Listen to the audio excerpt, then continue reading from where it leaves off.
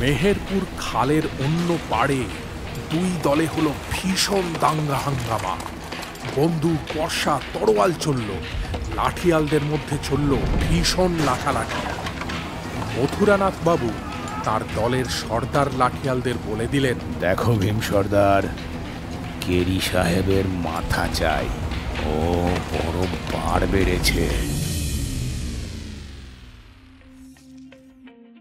ও শুনোর নিবেদনে আপনারা শুনছেন রোমহর্ষক এবং রোমাঞ্চকর বাংলার ডাকাতের গল্প যোগেন্দ্রনাথ গুপ্ত রচিত নীলকর সাহেব কেরি, প্রযোজনায় অরেঞ্জ পাবলিশার্স।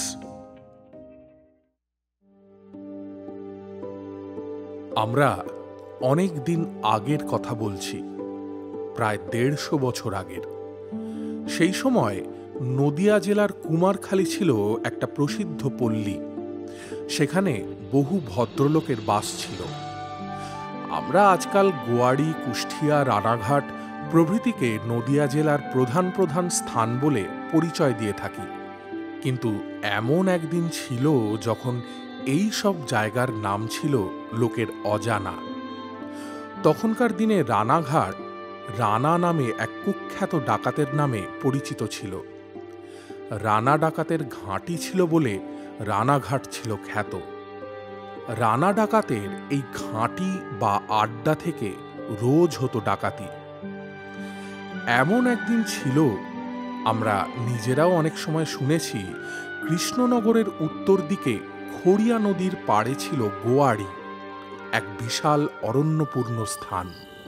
সেই ভীষণ জঙ্গলে থাকত সেকালের বিখ্যাত দস্যু দলপতি বিশ্বনাথ বাবু ও তাঁর অনুচর বৈদ্যনাথ। তাদের ভয়ে ওই পথে কেউ যাতায়াত করত না। 2-4 জন সাধারণ কোল, যেমন চাষি, মজুর প্রভৃতি লোকেরা ছোট ছোট কুটির বেঁধে সেখানে বাস করত। তারা বড় একটা ডাকাতের ভয় করত না, কেননা কি বা তাদের আছে যে নেবে। তবে ছিল বাঘ ভাল্লুকের ভয়। তারা ওই সব জানোয়ারের ভয় এক প্রহর বেলা থাকতেই ঘরের দরজা বন্ধ করে দিত। কিছুদিন পরে রেল লাইন হওয়ার পর কুষ্টিয়াতে রেল লাইন পাতা হলো, স্কুল হলো। স্বাস্থ্যকর বলে জায়গাটা ধীরে ধীরে উন্নত হতে লাগলো। তাছাড়া কুষ্টিয়া নদীর তীরবর্তী স্থান বলে এবং ব্যবসা বাণিজ্যের বিশেষ সুবিধে থাকায় নানা দিক থেকে নানা শ্রেণীর লোক দলে দলে এসে এখানে বাস করতে লাগলো। এখানকার হাট, বাজার, দোকানপাট সর্বত্র লোকজনের ভিড়। নদী তীরে অসংখ্য নৌকো, সমস্ত সময়ে হইচই লেগেই আছে। কিন্তু বুনিয়াদি অধিবাসী তখন বড় কেউ একটা সেখানে ছিল না। কেবলমাত্র ছিল দুর্দান্ত ডাকাত কুঠিয়াল কেরি সাহেবের প্রকাণ্ড কুঠি এবং অসংখ্য লাঠিয়াল। কেরি সাহেবের নাম সাধারণের কাছে পরিচিত ছিল সাহেব ডাকাত কেরি বলে। কেন তাঁর এইরূপ নাম ছিল সে কথাই বলছি। মনে রাখতে হবে, তখন কৃষ্ণনগর ছিল নদিয়ার রাজধানী, এক কথায় লক্ষ্মীর কুঞ্জবন। আর কুমারখালী ছিল নদিয়া জেলার ম্যানচেস্টার। সেখানে অনেক তাঁতি নানা রকমের বস্ত্র তৈরি করত। তাছাড়া সেখানে ছিল ইস্ট ইন্ডিয়া কোম্পানির রেশমের কুঠি। সেখানকার নীল শাড়ির মনোরম নীল রঙের জন্য সাহেবদের ছিল বড় লোভ।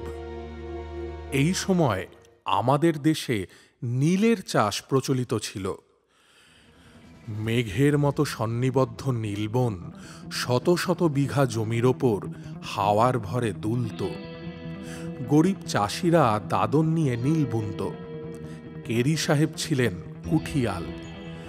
কোনো চাষি যদি নীল চাষের জন্য দাদন নিতে অস্বীকার করত, তবে তার রক্ষা ছিল না। কেরি তার লাঠিয়াল দল নিয়ে তাদের আক্রমণ করতেন, ঘর বাড়ি লুট করতেন, গরিব নীল চাষিদের বাড়িতে বাড়িতে আগুন জ্বালিয়ে দিতেন। চারিদিকে পুরুষ ও নারীর হাহাকার দিকে দিকে ধ্বনিত হয়ে উঠত। তারা যে যেদিকে পারত ছুটে পালাত। কাজেই কেরি সাহেবের দুর্ব্যবহারে ও অত্যাচারে কুষ্টিয়ার ওই অঞ্চল ছিল বিপন্ন। কেরির নাম শুনলেই লোকে শিউরে উঠত। একবার জলতি নামে একটা গ্রামের লোকেদের ওপর ডাকাত কেরি সাহেব অতি ভীষণভাবে অত্যাচার করেন। গ্রামবাসীরা দল বেঁধে সাহেবের লাঠিয়ালদের আক্রমণে মিলিতভাবে বাধা দেয়। তারা বলে,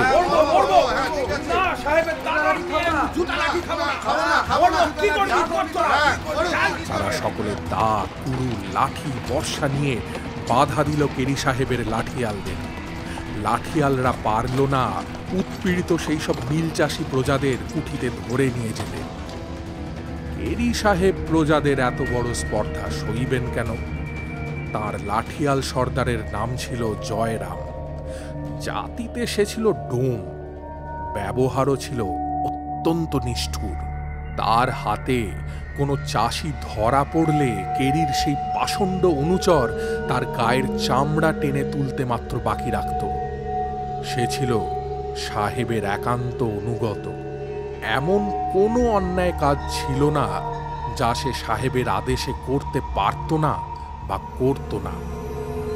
সেদিন সন্ধেবেলা কেরি সাহেব বারান্দায় বসে চাষিদের আসবার অপেক্ষা করছিলেন। নদীর পাড়ে প্রায় 100 বিঘাতে চাষ হয়নি। চাষিদের দাদন দিয়ে চাষের ব্যবস্থা করবেন। তার টেবিলের উপর থরে থরে টাকা সাজানো ছিল। চাষিদের নাম এবং কাকে কত টাকা দেবেন তা পর্যন্ত ঠিক করে রেখেছিলেন। এমন সময় জয়রামকে ও তার অনুচরদের ম্লান মুখে ফিরতে দেখে কেরি সাহেব বললেন, জয়রাম, কি খবর আছে? হুজুর, তারা আমাদের কথা শুনল না। সাহেব চেয়ার থেকে লাফিয়ে উঠলেন এবং চিৎকার করে বললেন, You damn stupid fool! ঝুটাবাদ বলতা কায়ে? নেই হুজুর, আমি মিছে কথা বলিনি।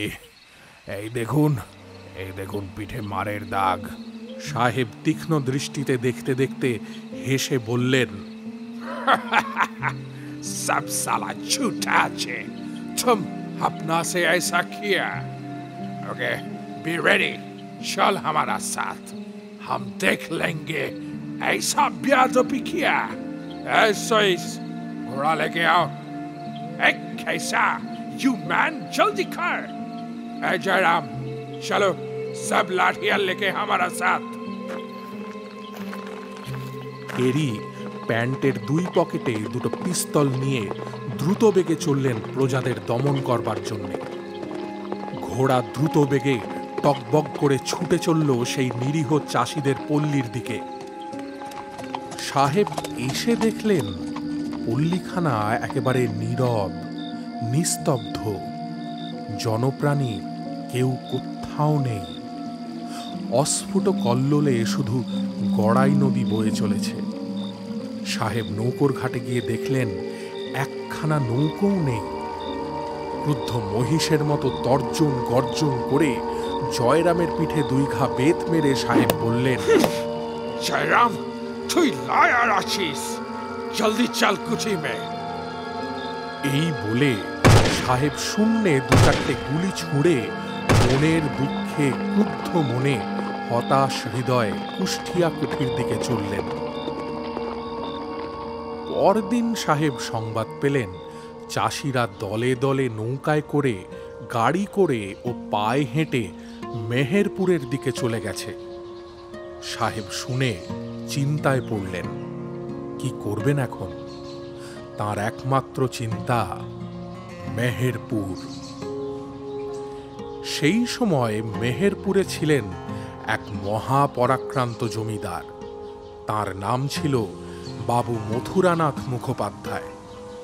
তাঁর প্রতাপে বাঘে গরুতে এক ঘাটে জল খেত।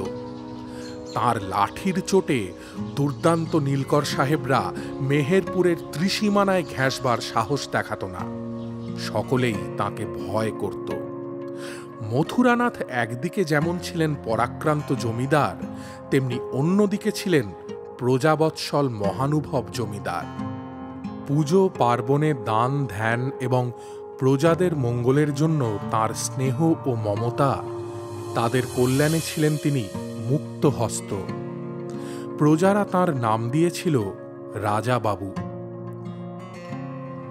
সেদিন দুপুরবেলা তিনি সেরেস্তায় বসে জমিদারি কাজকর্ম দেখছিলেন। এমন সময় জলতি গ্রামের নীল চাষিরা দলে দলে এসে তাঁর কাছারিতে লুটিয়ে পড়ল। হুজুর, আমাদের বাঁচান হুজুর, আমাদের রক্ষা করুন, আপনি আমাদের মা বাপ। মথুরানাথ গম্ভীর স্বরে বললেন, তোরা খেয়েছিস? একজন বলল, কে খেতে দেবে রাজাবাবু? তারপর তারা যে কেরি সাহেবের অত্যাচারের ভয় নীলের দাদন না নিয়ে প্রাণ রক্ষার জন্য এখানে তাঁর আশ্রয় এসেছে, সে কথা বলতে বলতে কাঁদতে লাগল। মথুরাবাবু বললেন, যা যা আগে খেয়ে নে, তারপর ব্যবস্থা হবে। কোনো ভয় করিস নে, যা এখন যা দেখি। দুর্দান্ত কেরি এই অপমান সহজে ভুলবেন কেন? পরদিন মথুরাবাবুর কাছে চিঠি দিয়ে একজন লোক পাঠিয়েছিলেন। চিঠিটার মর্ম ছিল এই রকম: মথুরাবাবু, আপনার সহিত আমার কোনো শত্রুতা নাই। আমার প্রজারা বিদ্রোহ করিয়া এবং আমাকে অপমান করিয়া আপনার আশ্রয় গিয়াছে। আপনি যদি তাহাদের ফিরাইয়া নাহি পাঠান, তবে অনর্থক একটি বিভ্রাট ঘটিবে। কাজেই আপনি বিবেচনা করিয়া যথা কর্তব্য করিবেন। এর জন্য যদি পরে কোনো দাঙ্গা হাঙ্গামা বাজিয়া থাকে, সে হবে আপনারই জন্যে। আপনি কি করিবেন জানাইবেন। খেরি, কুষ্টিয়া কুটি। উত্তর দিলেন মথুরানাথ বাবু। কেরি সাহেব, আমার কথা এই যে যারা আমার কাছে আশ্রয় নিয়েছে তাদের আমি আশ্রয় রাখব। যদি আপনার সঙ্গে দাঙ্গা বাঁধে, তবু আমি এই দরিদ্র প্রজাদের আপনার দুর্দান্ত লাঠিয়ালের কাছে পাঠাবো। মথুরানাথ মুখোপাধ্যায়, মেহেরপুর। সাহেব যখন এই চিঠি পেলেন, তখন একেবারে রেগে অগ্নিশর্মা হলেন। জয়রামকে ডেকে দাঁতে দাঁত ঘষে বললেন, रेडी हो जयराम, मथुरा बाबू को बारी लूट करेंगे। हामी ताके पीछे मारबो। Be ready, be ready. Joyram নতজানু হয়ে বলল, সাহেব, সাহেব আপনার পায়ে পড়ছি সাহেব, এ কাজটি করবেন না সাহেব। মেহেরপুরের রাজা বাবুর হাজার হাজার লাঠিয়াল আছে সাহেব। চুপ রहो तुम, कुछ डर नहीं। ক্রোধে উত্তেজনায় কেরি সাহেবের লাল মুখ আরো যেন লাল হয়ে উঠল। चल जयराम, बुलाओ लाठियालদের। মেহেরপুরে সাহেব নিজে চললেন ঘোড়সওয়ার হয়ে মথুরাবাবুর বাড়ির দিকে। মথুরাবাবু প্রতাপশালী জমিদার। লোকজনে পরিপূর্ণ বিশাল সুন্দর বাড়ি সর্বদা গমগম করে। তিনি জানতেন দুর্দান্ত কেরি সাহেবকে। তিনি ওই বিপন্ন নীল চাষিদের ডেকে বললেন, শোন, তোদের বাঁচাতে গিয়ে আমাকে কেরির মতো নীলকর সাহেবের সাথে লড়াই করতে হচ্ছে। যদি তোরা ওই সাহেবের তল্লাটে যেতে চাস, তবে তোদের বাধা দেব না। আর যদি থাকতে চাস, তবে তোদের চাষের জমি দিয়ে সব ব্যবস্থা করে দেব। বল, কি করবি? সকলে উত্তর করল, আমরা আপনার চরণ ছেড়ে কোথাও যাব না রাজাবাবু। বেশ, তবে থাক গিয়ে নিরাপদে। এই হাঙ্গামা মিটলেই তোদের সব বিলি ব্যবস্থা করে দেব। হুজুর, হুজুর, আপনি আমাদের মা বাপ, আপনার কথা অমান্য করে আমরা চলবো না।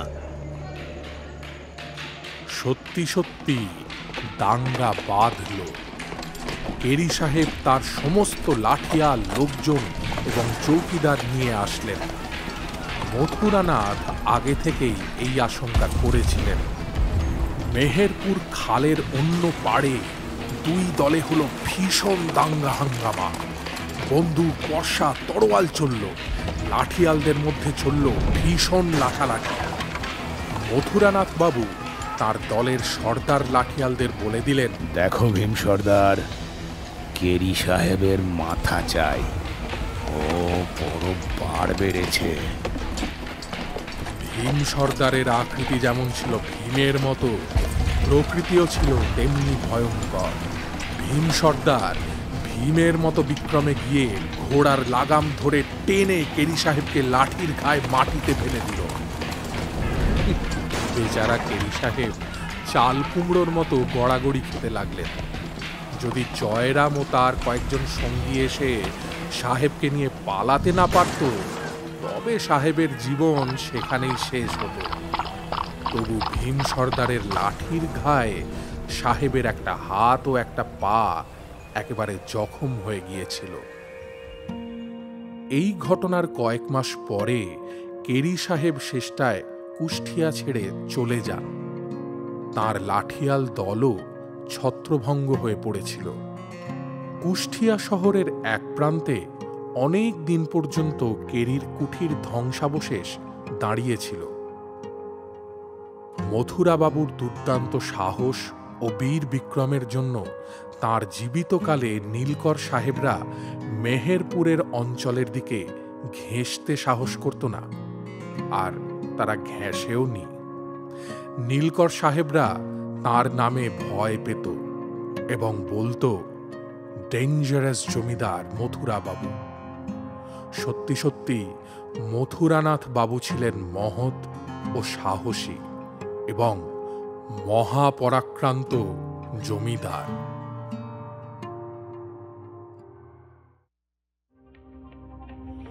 ও শুনোর নিবেদনে আপনারা শুনলেন রোমহর্ষক এবং রোমাঞ্চকর বাংলার ডাকাতের গল্প যোগেন্দ্রনাথ গুপ্ত রচিত নীলকর সাহেব কেরি। পাঠে সাম্য, রক্তিম, অরিন্দম, অভিজিৎ। প্রযোজনায় অরেঞ্জ পাবলিশার্স। শব্দ সংযোজন এবং আবহ ই ফ্ল্যাট স্টুডিও। প্রচ্ছদ আকাশ।